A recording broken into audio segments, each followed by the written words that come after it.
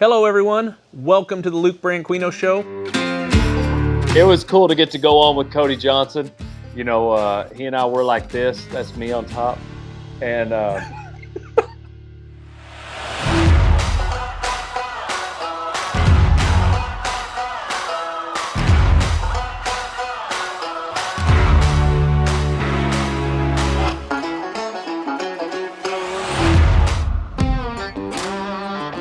Hey, hit that subscribe button now. You're going to like it. Well, welcome to the Luke Branquinho Show. Today's guest, the one and only Dale Brisby, also known as the greatest bull rider in history. And Dale, when we were at the finals, I seen your buckle. That thing was badass, man. World champion this year? right, this year. Timeless, just like I am. You know, if anything, it was a little too small for me. Well, that's what I was wondering. I mean, you get something a little bit bigger, you could use it for everything. You know, you could eat on it, you could help sleep on it for that matter. But that thing was slick. I mean, to win that, you had to make some pretty good rides, huh? It's something that I don't take lightly, but I'm also very humble about. To answer your question, yes, I've had to make a lot of good rides over my career and, you know, pretty much just wow everyone. The actual sport of rodeo is who awarded it to me, you know, not just any one in particular association. They all came together on this one. And J.B. Mooney probably had a vote in that, but I'm not sure how he would have won, though. It's hard for him to vote against me. I'm not sure that he liked it very much. We're still best friends, even though he hasn't answered one of my texts since last March. I think he got a new phone number, and if you have it, send it to me. He hasn't responded in a while, so if you have it, send it to me. Well, you know, funny enough, I do have it, and I will send it to you. I called him on his birthday, and I didn't really, you know, I'm trying to get that not best friend status because that's you, but like the second, third-ish. Yeah. Because I know he has Randy and, you know, a few of those guys, but he talked to me for almost an hour. I'm like, damn, JB, I didn't know you had that many words in you. Yeah, an hour. That's getting there. No, he loves to visit, especially with fellow rodeo cowboys. I guess I'm not on his stature or his level like you. I'm damn sure not on your level. That's why I appreciate you coming on the show, you know. And one of my questions is, how did you become who you are? You know, I just wake up every day and I am Dale Brisby. I am what I am, and I've always been that, and I will continue to be that as long as I need to be. So, you know, it's an interesting question just because, you know, a lot of people have to work at it and I don't. So it comes very naturally, you know, much like it does for JB, but he's got to work at it a little bit. But I mean, but as far as videos are concerned, this July will be our 10th year since our first video. So that's how that came about as far as the public understanding who Dale Brisby is. And, you know, there were just a few people that didn't know I was the greatest. And so those videos were to educate them on that. They started in 2013. We were in Woodstown, New Jersey. I'm sure maybe you've been up there a time or two, but Betsy that runs that Cowtown Rodeo had a little bunkhouse, and we made the first video July 1st, 2013 is when it debuted on YouTube. And that was to let the world know about the greatest cowboy. You know, we felt it was our duty, like an obligation, you know, to communicate the greatness that was Dale Brisby. And so we just turned on a camera and it just started flowing out, and it hasn't stopped. But well, you guys have been doing, and not only that, but the singing career. I mean, I see you're going to need to get a buckle that, you know, the world's greatest singer this year. Yeah. You know, one of those statues with the microphone or whatever that is. I don't even know what they call those things. Right. Those fancy things that the singers win. I like to be honest. I like to be truthful. I'm so honest you can shoot dice with me over the phone. And I don't know if I'm going to win any awards for singing. No, I did it was cool to get to go on with Cody Johnson. You know, he and I were like this. That's me on top. And he, cowboy scale of 1 to 10, me, Corblund, Ned Ledoux, Red Steagall, Cody Johnson, the 5 of us were on that one song. And my buddy who plays for William Clark Green was Josh Serrato. He was recording it for me. And I was like, let me sing one of the chorus just to throw it in there. It'd be funny. We'll send it to Cody. And it was the most terrible thing I've ever heard. We played it back. I went in there. I was like, okay, don't send that. And I'm sure he's got it saved somewhere, and he's going to blackmail me with it one day. Oh, for sure. But it was fun to be on that with Cody, nonetheless. Well, I could imagine. And I mean, you know, Cody, just an all-around badass himself, bull rider, not at your level, obviously not the world's greatest this year or last year, the year next year. But as far as singing career, he's got something. I think he's got something.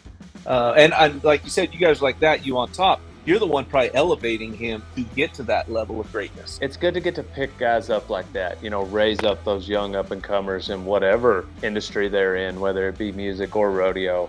But yeah, Cody is a lot like JB in that, he's real fun. And if you were able to catch an hour of his time on the phone, he'd have plenty of stories.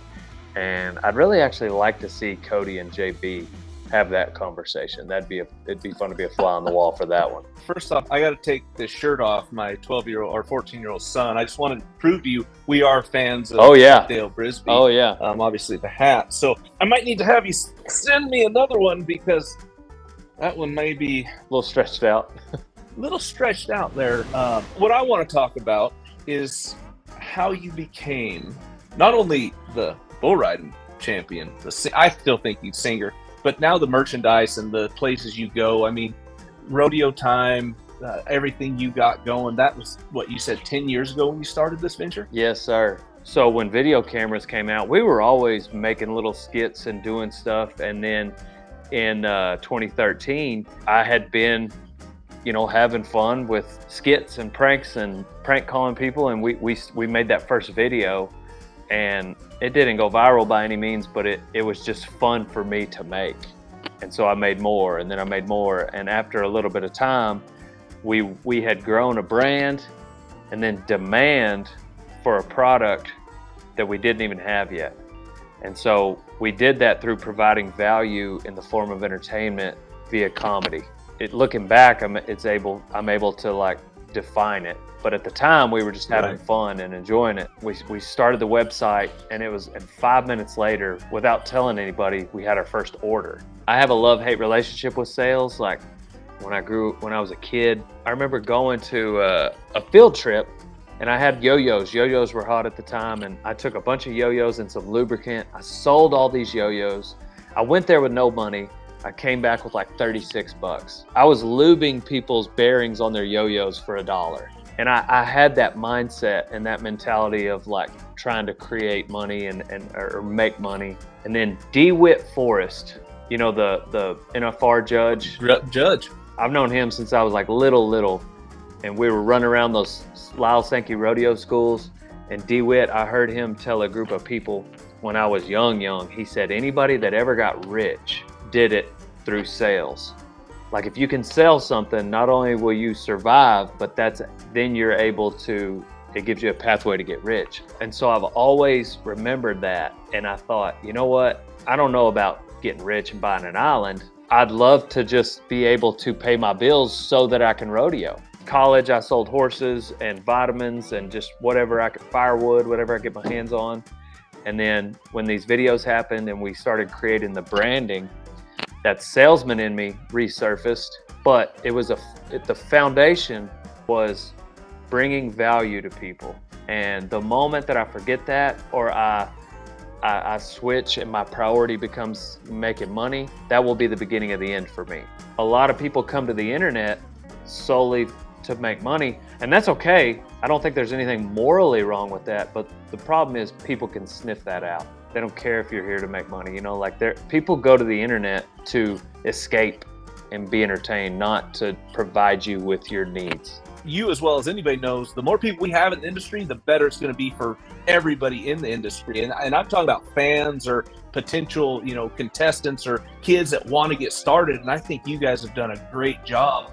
Nothing makes me happier to see all those kids lined up, or hell, adults, yes, sir. Lined up to get your product and chat with you and visit with you, because then they start going around like, hey, Cowboy's cool. Yes, sir. And what you guys have done for the industry is huge. But before we were ever even making videos, if I was at a rodeo, there's always a little, maybe TV crew, radio station, newspaper, they want to report on that town's party for the year, which is sometimes in the form of a rodeo, thankfully.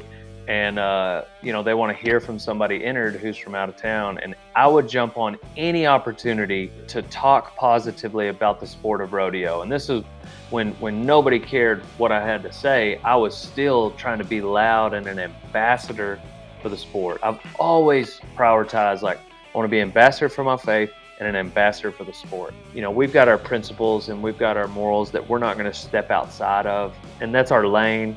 And if it means we grow slower, that's fine. Well, and I remember seeing a post, it's been a couple years ago when the whole abortion issues were going out, and your faith, what you believe in, you made a post and people were on there like, yeah, standing by. And then you have those people like, we didn't think this is how you were, we're deleting you. But what I liked about you, and I talked to Kate, obviously everybody knows Kate Coward, our health and fitness coach. She said, man, Dale sticks to it. For what he loses because of what he believes in, it doesn't bother him. Right. He's going to stick to it and keep going with what his faith tells him to do. And that's another thing I appreciate about you. I feel like there's moments that I can't ignore. And that was there was a petition going around, and that's what made me sign that. And it was before the Supreme Court made that decision to overturn Roe versus Wade. And for me personally, that's something I care deeply about as a former fetus. So I made that post, and I did lose, about 5,000 or 6,000 followers. It was at the beginning of the NFR. And by the end of the NFR, 10 days later, I had gained back like 8,000. I hate that there's so much animosity with people that have different opinions, but occasionally, there's things worth fighting for. I imagine maybe one day I'll feel one of those things and I'll be convicted that I need to step up and say something on a certain platform, and maybe it gets me canceled. And if that's the case, then I'll do my best the next day. At this point, I'd go back to day working. I would just have better horses than I did. Right. You're not any different. This fame of Dale Brisby and, Rodeo Time and everything you've done has not changed you. And that's one thing I love about the Western world. The success never really changes the true champions. Yes, sir. You really can't forget where you came from. The other thing about rodeo, which you know way better than I do, is how humbling it can be. Like the moment you think you made it, and you just can hit cruise control, rodeo will find a way to humble you. And whether it's with one steer that, won't kick a leg out, or maybe it's an injury or whatever it is. But spiritually in 2022, I would say the primary thing that I studied was pride. And I learned a lot about pride, and I don't know. So that's something I've really tried to identify and pull out of my life a lot lately, personally. Well, yeah, and you could, just like you said, it's so humbling. World champion after the national finals, when you go to Denver in January, you're back at the bottom with everybody else with $0 won. That's just how humbling our sport is, and you carried it on into your business as well, and that's awesome. One thing I've learned with business, the busiest we get in our warehouse, we'll have upwards of 20 people working, and that's during like Black Friday. But typically there's anywhere from 15 to 17 on like a normal work week. And one thing I've noticed is just how incredibly important culture is, and the culture of just the work environment, and the boss sets the tone. And for sure, there's been times where I've had to make hard decisions with people because of how it was going to affect the culture. And you might have to let a top money producer in your company go because of the way they affect culture. And I think it bleeds over not only into your employees, but also like who you are on the internet. And so to me, that's just a magnifying glass. And some people are really good at kind of deceiving everyone on who they really are. But social media can sometimes be just the best version of what somebody has to offer. Especially like when that post came out where there was a lot of people that wanted to express how much they disliked me. I think that I try to go back to, if I'm going to worry about what anybody has to say, it's going to be those absolutely closest to me because they know me the best. If my brother, if Leroy came to me and said, man, you got these two huge character flaws that you need to work on, I probably need to take that pretty seriously. He might be wrong, but he might be dead on. And because he knows me the best. So and I get caught up in that. We'll put a steer wrestling video up of my son doing it, and he gets not near the views yours, but we get those negative comments from people, and like, oh, you hurt him, I'm gonna kill you. And I'm like, my blood starts boiling. I start responding back, and Lindsay says, it's not worth it. You don't know them, they don't know you. They're trolls. That's all they're doing. And a guy could get caught up in that if you let it. And I've really had to restrain myself from trying to go out and actually saying, let's meet at this address and we'll take care of this. Right. I think the start of your little example here is a post that would involve your son. You know, I'm sure it would probably bother you less if they're making fun of your celebration dance or something. It'd probably be easier for you to shake off. And that's how I am. When people throw rocks at me, which is relatively often, you know, it's super easy for me to forget about within seconds, maybe minutes. Like early on when Donnie was really getting started riding broncs, I would attack if people were making fun of him and how he was riding on his 9th bronc. You know what I mean? Like when a guy shouldn't even be, they should be getting 2 jumped, you know? And so like that would just, the dad side of me would come out.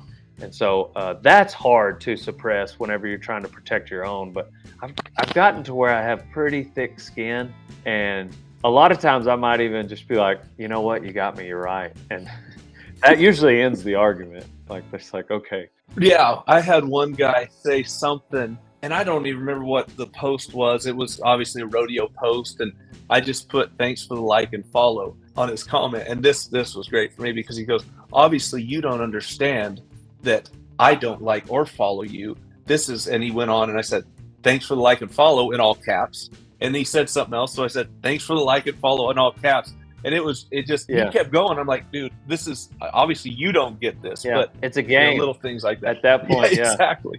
No, and I think a lot that has helped me is it was the book, it is the book. It's called Mere Christianity, and it's by C.S. Lewis. It's the same guy that wrote Chronicles of Narnia, and he's a former atheist. Well, Mere Christianity is called like the book for the unconvinced, and essentially it's him trying to talk about the Christian faith outside of the Bible and like why it just makes sense logically. There's a chapter in there called The Great Sin, and that's where he outlines pride. Spoiler alert, he's talking about pride. And one of the first things he talks about is the more mad it makes you when you see it in other people, the more you have it. And he talks about the moment you think you don't have it might be the worst you have it. And he says a few things in there to like set up his definition of pride, and it really woke me up. And the word ego comes to mind. And so like when I make a post and then these haters come into the comments, it flares up. And I kind of have to remind myself that humility conversation I'm trying to have with myself. And that has helped me immensely. But essentially one thing he says is pride is competitive. I don't think all competition is pride, but I do think pride is competition. As guys, we can feel it big time, you know. When you bring up comments and all that, and it just really, that's been on my heart. It's hard for me not to talk about. Well, and I think it needs and should be talked about, but I'm trying to talk to my kids about that too. You know, in today's day and age, they get offended over what somebody else says, but you can't go about it like you did 20 years ago. I mean, you go back to the back parking lot, you have a talk about it, and whoever is right usually comes back without a bloody nose. Nowadays, you get in trouble for any type of thing like that. So I've been trying to talk to my kids about it's okay to walk away and be proud that you didn't get yourself into a situation that could have, affected something in the future. And again, with social media for these kids, it's scary and dangerous if it's not monitored from an adult standpoint. But for you to be able to go out there and express it and talk about it for those kids that we talked about that are following you is huge, so they can kind of get an understanding. And some of those kids maybe don't have parental support they need, and you're them. I mean, you're that for them. One thing I saw, I'll bring it up just because I feel like you're probably okay with talking about it, having posted it on social media, but I just saw, like right before we got on, looked like you turned over a steer and posted something asking Tom Brady when's too soon to come out of retirement. What's that about? So we were practicing. I was helping the Tucker Allen, good friend of mine, and Justin Schaefer, and I take my kids over there to shoot dog, and there was this steer they couldn't get to hit clear, hind end, come hit flat. And they were like, well, let's match. And I'm like, all right. Actually, I said, let's match, just joking. And I didn't think they'd take me up on it, and they damn sure did. And it's like riding a bike, actually. It felt pretty good. So you were just having fun, and then you made that caption. Okay. I didn't know if maybe if we were going to see you in 2023. Oh, no, definitely. I don't know if my body could handle any more use like that. But no, Lindsay actually does a lot of my social media, and she's like, let's post this and just see the response we get. I told her to take Tom because, he's obviously the king of coming out of retirement and still being successful. I guess there's a slim chance you might, but it's pretty slim. I just cannot imagine, and I think it's every rodeo cowboy's worst nightmare to just like to not, maybe not worst nightmare, but just like it's just not, doesn't seem like a fun conversation to have with yourself.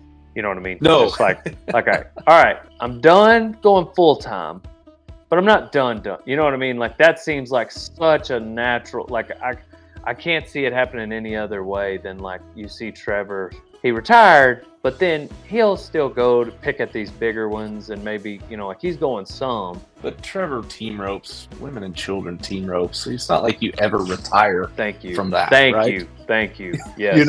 And I did tell myself, I said, if I'm done, I'm going to be done. I don't want to be a half-ass weekend warrior. And don't get me wrong, I love the weekend warriors. I think it's great. But for me, I don't get the same adrenaline rush, the same drive. And I always tell myself, if I'm not excited to run a steer at every rodeo I go to, it's time to call it quits, and to have that conversation was really tough. So you may not have the drive, but is it you don't have the drive to take a truck out to Pendleton, Oregon?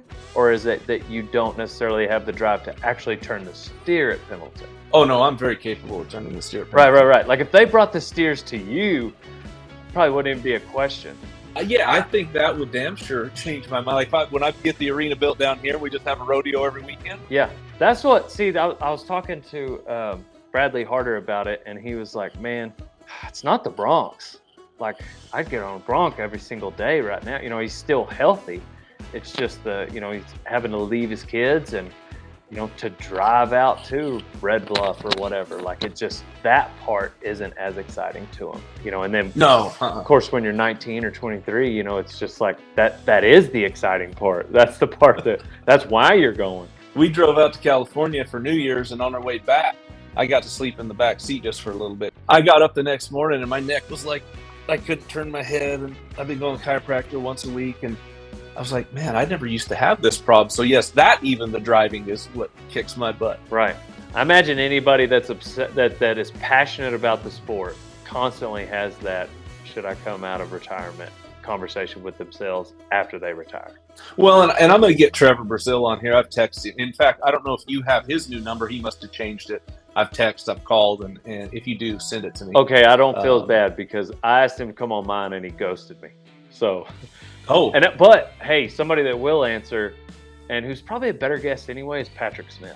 I had a conversation with Patrick. We'll probably have that podcast coming out soon. And I didn't realize his story. I won't ruin it for you or tell it for him, but he's got an incredible story that, starts with the one-horse trailer that I'm sure you probably know versions of it. Yeah, but he didn't start rope until he's like 16, right? Right. Yeah. Crazy story. Did not grow up around it. But you did, though. Yeah, I grew up born and raised on a ranch in California. And complete honesty, the reason I didn't rope is because I swing a rope like crap. So that kind of eliminated the roping. And my middle brother Casey was a steer wrestler, and kind of started with him. And from that point on, I'm like, rope, threw it down and started steer wrestling. But let's talk about some of your sponsors. I know you got some great ones. Can-Am. Who else you got? Side by sides, they came to me. It's been a great relationship. Rock and Roll Denim, they were my first sponsor. So I was super broke. The first NFR I went to, and Rock and Roll came to me. Jameson, super cool family. Been with them. This will be year 8. And jokes on them, I'd have taken less money in the beginning. I was so broke. And American Hats, they've been super good to me. Keith Mundy over there, love that family. And Total Feeds, so that's what I give old Boone, 22 years old, still ranching, still rodeoing. But then I just signed up with Mountain Ops. So I don't know if you're familiar. Oh, nice. They do like product supplements, and so I get to go to Eugene, Oregon next month and go on a run with Cam Haynes and do a podcast. Oh, wow.